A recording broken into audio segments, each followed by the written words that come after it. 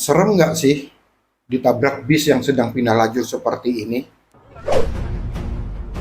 Ya, ini kejadian di Gresik, kilometer 5600 pada Desember 2024 kemarin. Yuk kita cerdaskan logika kita.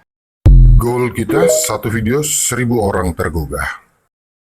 Penyebabnya adalah, yang pertama, si driver bus mungkin tidak memastikan posisi blind spot. Ya, itu pertama.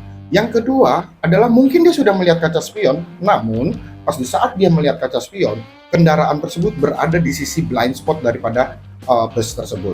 Dan sebagai referensi yang sering saya ucapkan di dalam kelas, yaitu pengemudi di Indonesia adalah pengemudi yang menggunakan kacamata kuda, dan ini merupakan budaya pengemudi di Indonesia, ya, yang dimana pengemudi di Indonesia jarang sekali menggunakan kaca spion, bahkan tidak mengetahui fungsi daripada kaca spion.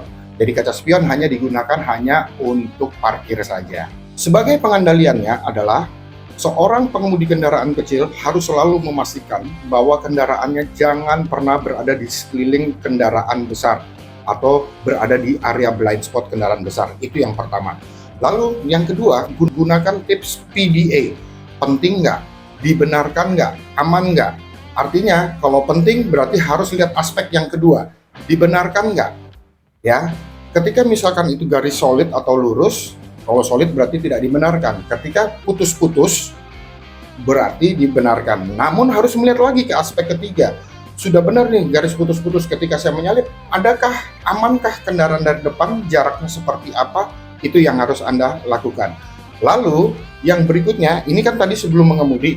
Di saat mengemudi itu harus mencakupi yang namanya speed and space.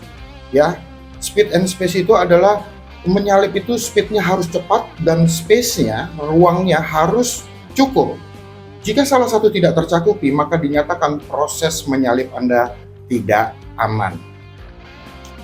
Demikian ilmu yang dapat kami share kepada Anda semuanya. Semoga dapat memberikan manfaat, dan di dalam program training defensive driving, semua kecelakaan yang ada terdapat prosedur pencegahannya. Ya. Om Diki undur diri. Peace and love. Defensive driving mengajarkan kita how to defense. Mengapa harus defense? Karena kecelakaan banyak terjadi bukan hanya karena kesalahan diri kita, namun bisa terjadi karena kesalahan maupun kelalaian orang lain. Makanya training.